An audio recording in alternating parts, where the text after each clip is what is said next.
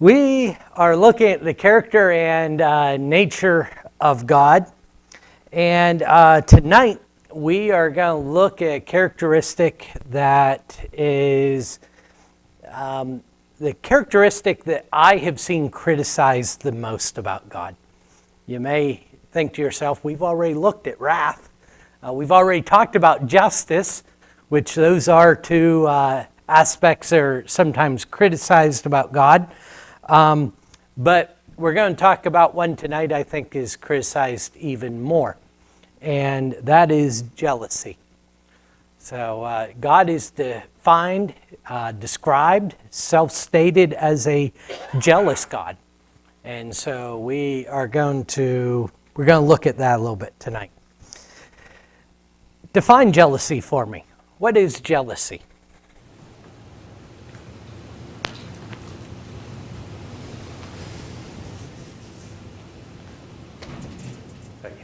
You didn't know you were going to have to think tonight. Being bothered by something that someone else has. Being bothered by something someone else has. Great definition. In fact, I'll read a definition from Webster's Online here in a little bit, and it's real close to one of the definitions given by Webster. Being bothered by something someone else has. Anything else? What they've done. Or what they've done. Being bothered. What position is they have, or something. Or their position. Accomplishment or positions, or things that are going to be read out of definition. What else?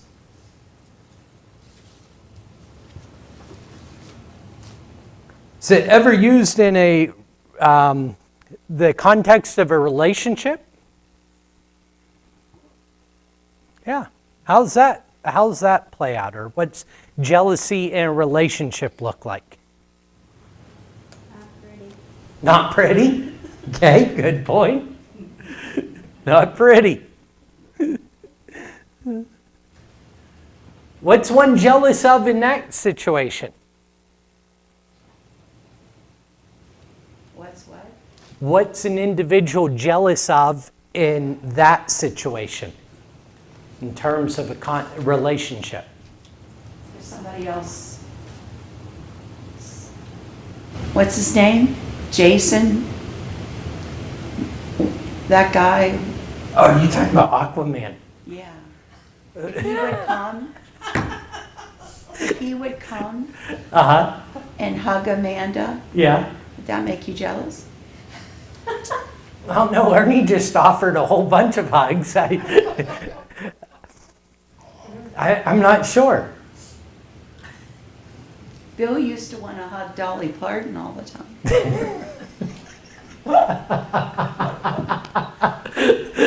Did that make you jealous? Yeah. No, it didn't make me jealous.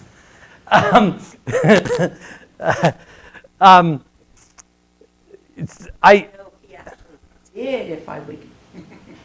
If you'd be jealous then. Yeah, but if she didn't have her makeup and all that on, she wouldn't be pretty. Gotcha. You don't think so? I'll guarantee if she lived next door, it'd be a different story. What? I said, I guarantee if she lived next door to you, it'd be a different story. That might be. Yeah, I think we've augmented that.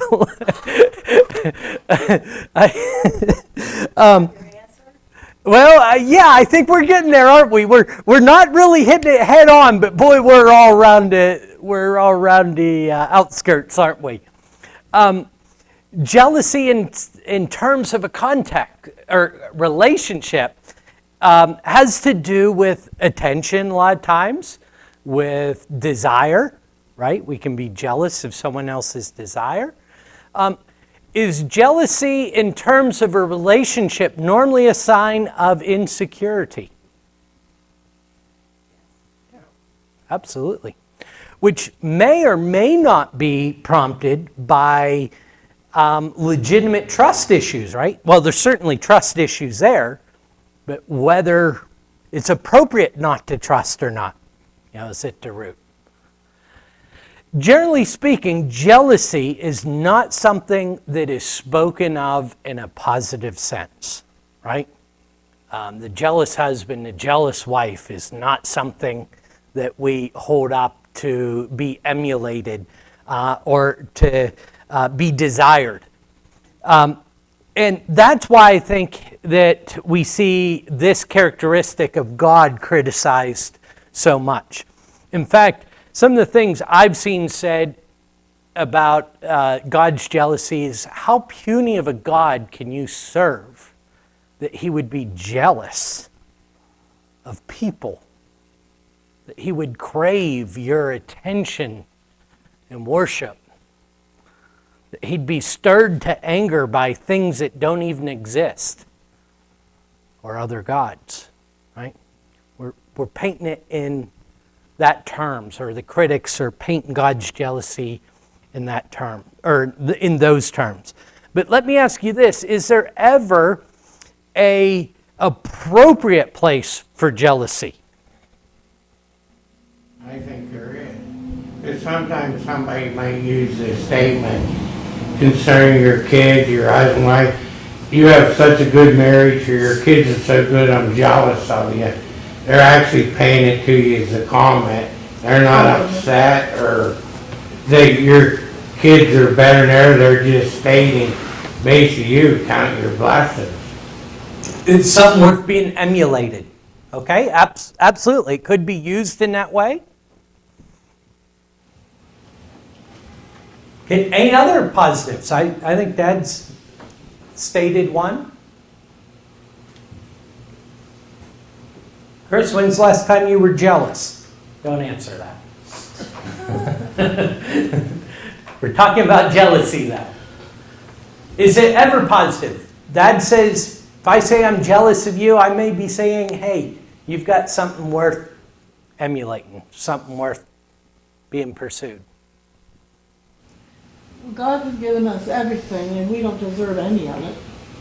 So if we start putting something else as our first in our lives instead of Him, He deserves that, because we should be serving Him.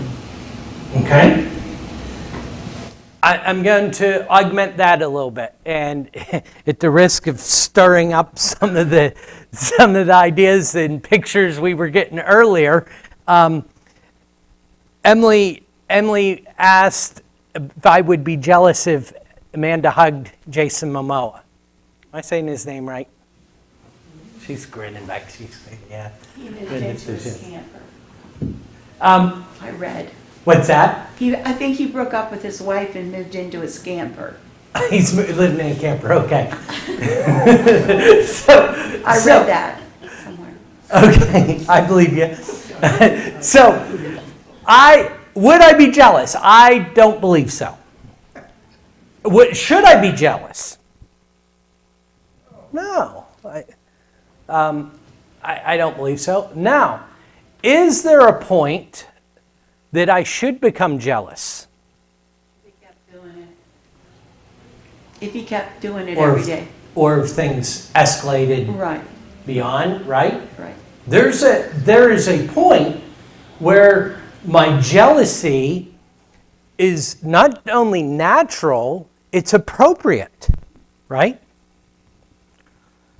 And when we think of God, I think this is what Mom was getting at. We've got to ask ourselves, is there any point at which jealousy is appropriate? And the answer to that better be yes, right? Most of us in here are married or have been married, right? There's a point where jealousy would become appropriate. What about in sense of children? In defending our children. Let me read definitions of jealousy. Feeling or showing envy of someone or their achievements or their possessions. I think that was the first one we hit, right? Secondly, suspicion of someone's unfaithfulness. And thirdly, being fiercely protective or vigilant of one's possessions. Fiercely protective or vigilant of one's possessions. Your own possessions or somebody else? Of one's, of your own. Right? Vigilant, fiercely protective or vigilant. How many of you would say that defines you as a parent? You don't wake up Mama Bear. Yeah, unless you're nodding your head or shaking, right? Yeah, I used that example earlier. Now, what about a spouse, right?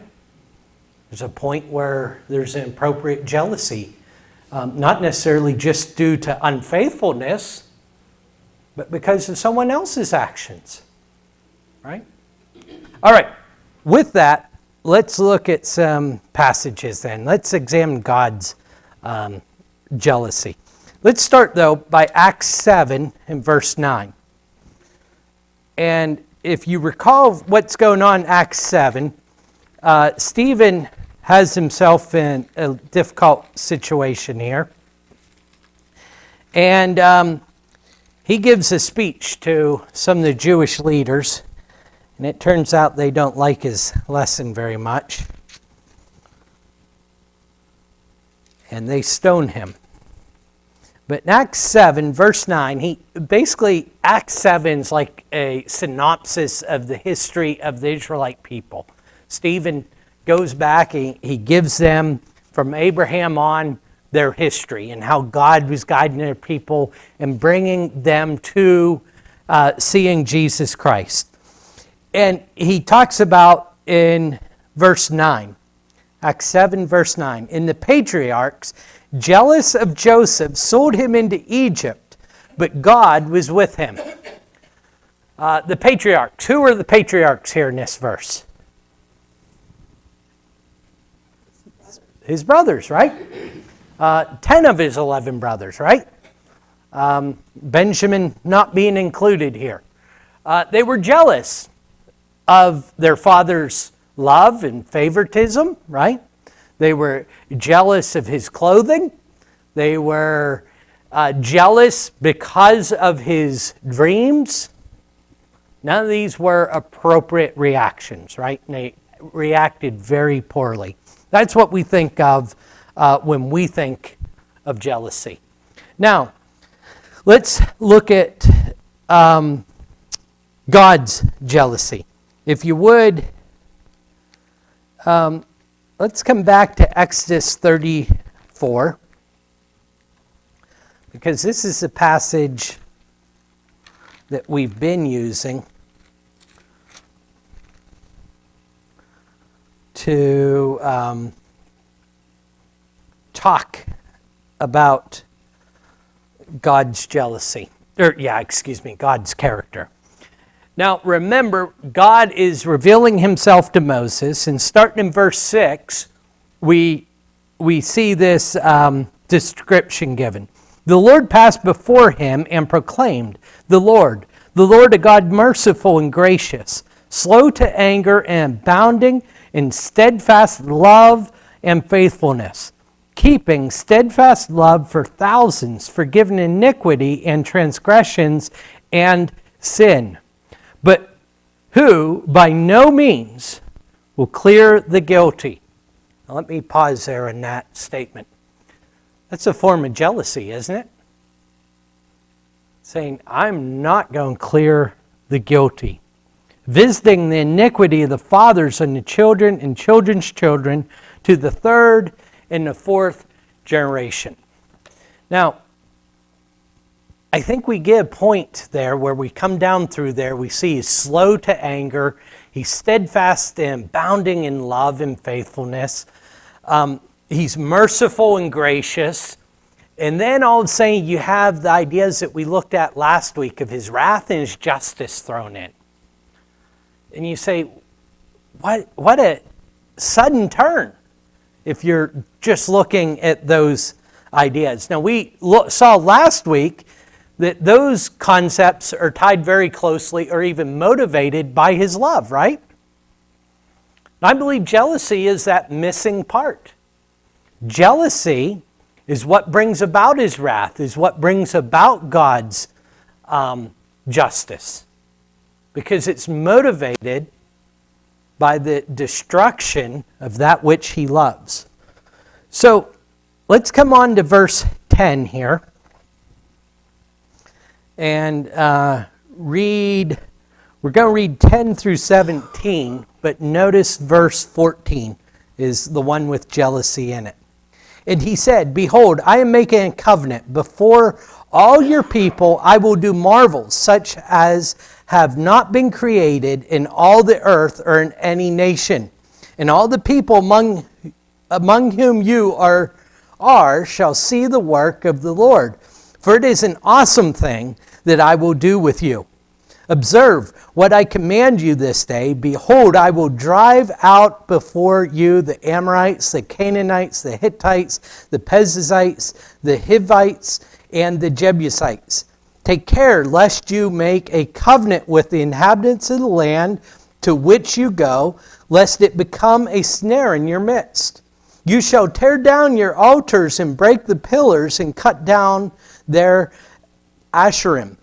For you shall worship no other God, for the Lord whose name is jealous is a jealous God, lest you make a covenant with the inhabitants of the land, and when you whore after their gods and sacrifice to their gods, and you are invited, you eat of their sacrifices, and you take of their daughters for your sons, and their daughters whore after their gods, and make your sons whore after their gods. You shall not make yourself any god of cast metal." Okay, so here we have this taking place. God says, I am going to take you out amongst these other people, and everyone who's around is going to see what I do with you. It's going to be an awesome thing. But don't turn your back on me. Don't go after other gods. What word did he use there? Whoring. Yeah. Right? Don't go whoring after other gods. Why is God using that imagery?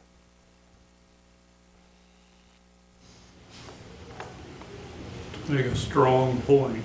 Make a strong point. Yep, absolutely. Ephesians, the 5th chapter. There, Paul likens our relationship to Jesus as a marriage relationship. It's not the first time. Paul's using Old Testament imagery here. I believe that one of the reasons that marriage is so important in Scripture, there's more than one, but one of the reasons is because it's symbolic of our relationship to God. Right? Isn't it interesting that God uses the most intimate relationship possible in the human relations to symbolize his and our relationship?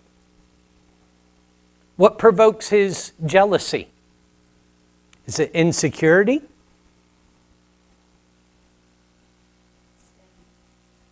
Sin? Is it insecurity on his part? No. It's not that someone might take these actions. It's that someone is taking them, right? There's a difference there, isn't there? That's where we start out. We looked at those definitions of jealousy, and there's an inappropriate time to be jealous, an inappropriate place and way to be jealous. And then there's an appropriate kind of jealousy. Go ahead, Ernie. When you read back in Acts, you read the word jealous. My Bible says envious, which is they're pretty close to the same thing. And what I see is this, with where God would be upset with people in a jealous or envious way or whatever, is He's provided mankind with everything. Yet we take the things that He's given us and worship somebody else with those things. Therefore, he's upset at or envious of the devotion that people give to someone else over the things that He's given us. Is the way I see it. Yeah. And so we're going to examine a couple different veins, and that absolutely is one of them, Ernie. So we are taking the possessions that God has provided for us. That is clear in this passage, isn't it? God saying to the Israelite people, I am going to give you this land. I'm going to provide it for you. And they are going to take that land and worship another god with it. That's strong imagery, right? We can understand, what that's like in our personal relationships, how that looks, and what our reaction might be. That. So, questions or comments on that thing, Jerry? I guess when you first started this, I thought you were going to go to Cain and Abel, because it wasn't jealousy that caused, I'm going to say, the second sin. Yeah. Yeah, I hadn't thought of that, but you're right. And again, if I'm not mistaken, I think the ESV might use envious there, which something in translation, and both you have kind of brought this up in different ways, they're so closely that the idea, the words, the Hebrew words are translated sometimes envious, sometimes jealous, right? And something I see in our English definition is jealousy is the stirring of envy of some kind. Right? So that's how closely they're connected. So absolutely, Jerry, whether that word is used, I'm not certain whether it is or not. Caused Cain to kill Abel. Absolutely. Absolutely. And so, again, there you have that negative, inappropriate jealousy. That's absolutely a great example of it being brought out. So, we use something of God's to worship someone else. In fact, this is chapter 34.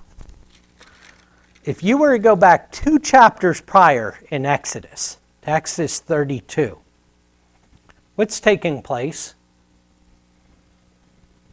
You probably have a caption on top of your chapter as you get back there.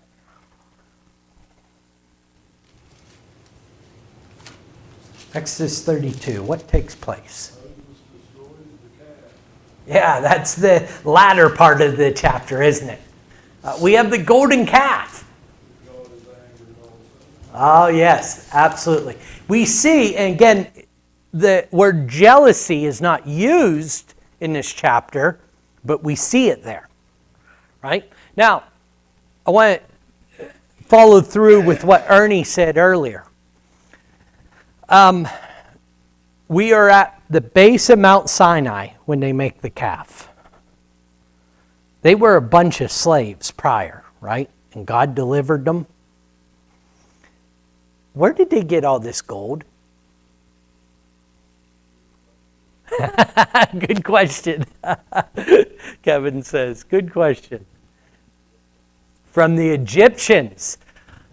Right before they left, God gave them favor in the eyes of the Egyptian, and each of them went to their Egyptian neighbors and say, can I borrow all your possessions, all your valuables? And we read that God gave them favor, and thus they plundered the Egyptians. A bunch of slaves were just handed by their captors all these possessions. Sounds spot on for what Ernie says, right? In fact, what is it, 9? I'm going to start in verse 7. Exodus 32, verse 7. The Lord said to Moses, go down, and notice, this has always humored me, for your people, whom you brought up out of the land of Egypt, I have corrupted themselves. You know how, Brenda, were the boys ever Mike's boys? Your son just wrecked the neighbor's car. All right? It's not our son anymore, not my son, it's your son, right? They have turned aside quickly out of the way that I've commanded them. They have made for themselves a golden calf and worshipped it and sacrificed to it and said, these are your gods, O Israel, who brought you up out of the land of Egypt. Wow. Wow. I've shared this in a number of different ways, but augmenting these topics to me really brings this out. Throughout much of my life, I had this view of God of the Old Testament. And this is said a lot throughout all of Christendom. The God of the Old Testament is this, wrathful, intolerant God. When you look at the things that stirred his wrath, it's just constantly reiterating that God is patient, that God is loving. I mean, what is he to do in this situation, right? What's he going to do? All right. Notice, though, in verse 14 of 34, before we go back, so Exodus 34 and 14, God's name is jealous, right? He's described as jealous. So that's a place for him that's a strong consideration for us, I mean to say. All right, let's go back to Exodus 20 now. Someone tell me what's taking place in Exodus 20. Yep, a couple people mouthed it. 10 Commandments. Yep. So, the 10 Commandments are given. We're going to read 4 through 6, but verse 5 is the verse that mentions jealousy. You shall not make for yourselves a carved image or any likeness of anything that is in heaven above, or that is in the earth beneath, or that is in the water under the earth. You shall not bow down to them or serve them, for I, the Lord your God, am a jealous God, visiting the iniquity of the fathers on the children to the third and the fourth generation of those who hate me, but showing steadfast love to thousands of those who love me and keep my commandments. So here we have this jealousy, and I stated earlier that in chapter 34, when you see the justice and wrath of God, jealousy is not mentioned, but you can see the concept there. And here it's tied in together, isn't it, in the 10 Commandments? Don't serve any other gods, right? Because I'm not going to tolerate it. I'm not going to put up with it.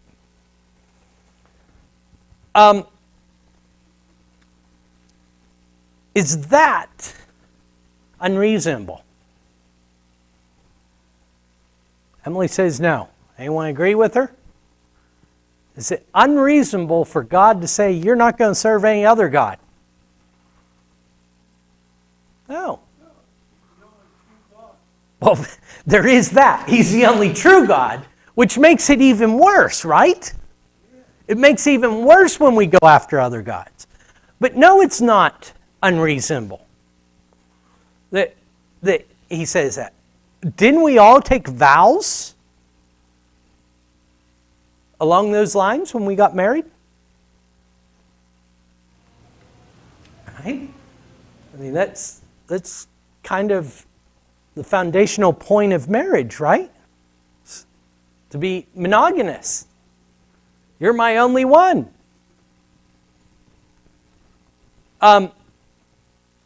It's not unreasonable for God.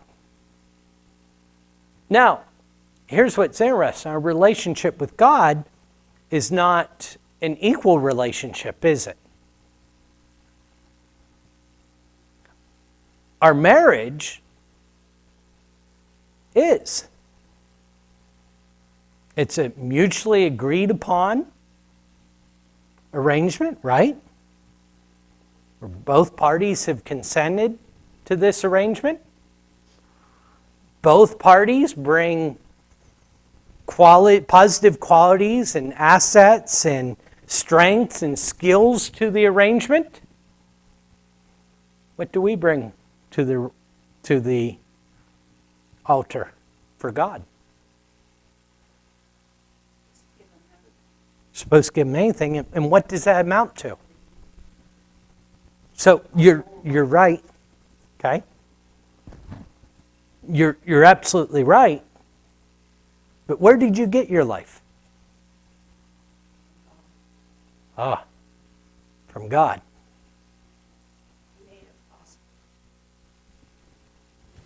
Yeah. The imagery is even stronger in our relationship to God, isn't it? He's given us everything. Everything. So it's even stronger when we take that and serve someone else. One last verse, and then we're going to look at another reason that envy is stirred or jealousy is stirred. Deuteronomy 4, if you would. Deuteronomy 4 and 24.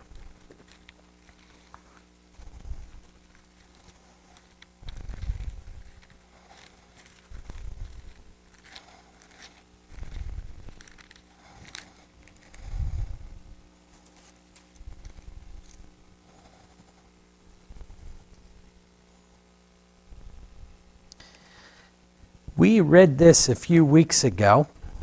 I'm going to come up 22. We could go further, but I'm going to come to 22, and I'm going to read after 24 for a while as well.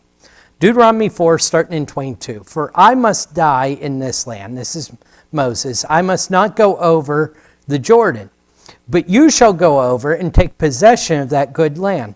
Take care lest you forget the covenant of your Lord your God, which he hath made with you, and make a carved image, the form of anything that the Lord your God has forbidden you. For the Lord your God is a consuming fire, a jealous God. Now, we looked at this passage about the consuming fire, right? And we noted that when we look at the whole context here, God's talking about consuming the enemies, not his people, right? So when you look at it here, when we're looking at jealousy, and we know he's a jealous God, doesn't that lead us to believe that he might turn and consume us? Notice, though, what that looks like. Continuing on in 25. When your father, children, and children's children, and have grown old in the land, if you act corruptly by making a carved image in the form of anything, and by doing what is evil in the sight of the Lord your God, so as to provoke him to anger, I call heaven and earth to witness against you today that you will soon utterly perish from the land that you are going over to the Jordan to possess. You will not live long in it, but will be utterly destroyed. 27. The Lord will scatter you among the peoples, and you will be left few in number among the nations where the Lord will drive you. Now, again, we could look at more and more of this on each side of this verse. But notice what the jealousy of God does. Does he consume them? Or does something else consume them? The other nations consume them. You see, the first aspect of jealousy we looked at that makes God's jealousy righteous is that we're using what he has given us to serve others. The second part is that we are self-destructive and are destroying others, including his other creation.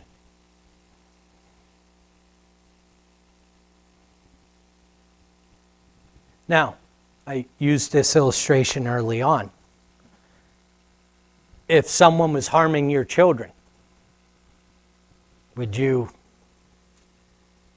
be active? Would you be ready to act? God must be a jealous God. If he cares for us, if he loves us, he must be a loving God. Yes, so I think, Emily, what we're doing is looking a little deeper even into that concept. Why is it that sin provokes him?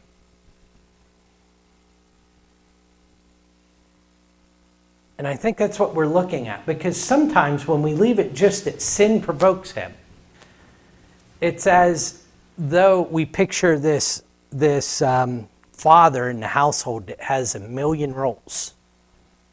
And as soon as you break one, he's going to chop your foot off at your ankle or something. Yeah. Okay. And that provokes him. Okay. But again, so what's the nature of his roles? He wants to be obeyed. Okay. I had some people visit my house a few years ago. So actually, we were in our home in just outside Blairsville.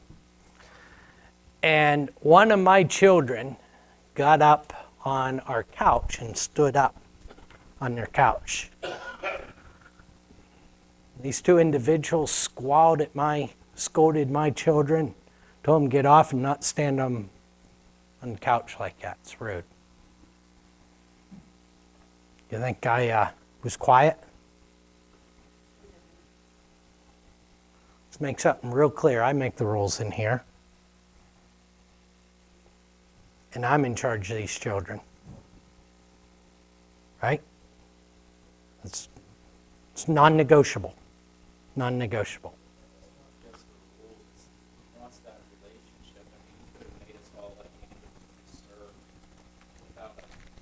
Thought, but the fact that we have the free will, he gets so jealous because he's giving us that option to want that relationship with him, and so many people just turn it away. So I could understand why he's so jealous, because he's giving you the opportunity to just freely love and have that relationship, and he doesn't want a relationship that's forced. He wants his people to love him, and have that relationship. So, because it's hard to understand sometimes. It's like, well, if he's so jealous all the time, why didn't he just make us all to serve and he wouldn't have to worry about it? You know what I mean? Yeah. But like the fact that we have that free will to either obey or not, and wanting that relationship to be genuine, I guess, I can see why he's so jealous of when we don't follow through. Okay, absolutely, Russ. And I think that's absolutely correct. But there's more to it. If there wasn't, it would be a selfish motivation, right? But you have a great point, and that is true. God wants a relationship with us. Now consider why his roles and what his roles are. So, Genesis, the 3rd chapter. I've overlooked this so much of my life, and Sharon starts, I think, really get the heart where I'm going. God loves us and doesn't want us hurt by sin. Who committed the first sin? Eve. It wasn't just Eve, and I said first, Ernie, we could get into a debate, but that's not the intent. I think Eve committed the first sin for mankind, but it's not just Adam and Eve at play there, is it? There's another force, supernatural force at play for your heart. At play for Eve's heart. Not just to court her, not just to court mankind, but what's his intent with mankind? Apart from God. Make them sin, get them apart from God. I think we can get more graphic, can't we? It's to kill them. It's to kill them. To kill us. It's not for our good. It's not for this positive relationship that Ross painted that is absolutely true in relationship to God. We're being courted by a serial killer. You can turn over to Genesis, the 6th chapter. Now, who the sons of God there can be debated. It doesn't matter who they are. The point is, for our purpose here tonight, is that once again there's an open rebellion where destructive forces are courting the hearts of mankind. That's what the problem with sin is. It's destructive. It kills us. God is brought to jealousy because he cares for us. Isn't it sad that that happened right at the very, he made Adam and Eve, and that happened right away? I mean, they turned against him right away.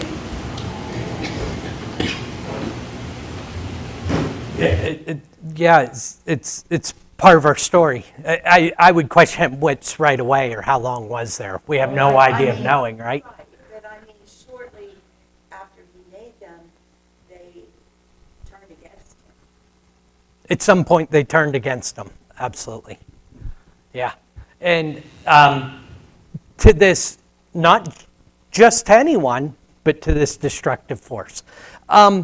In your own time, I encourage you to read the 78th Psalm. It's just an incredible psalm as it pertains to this idea.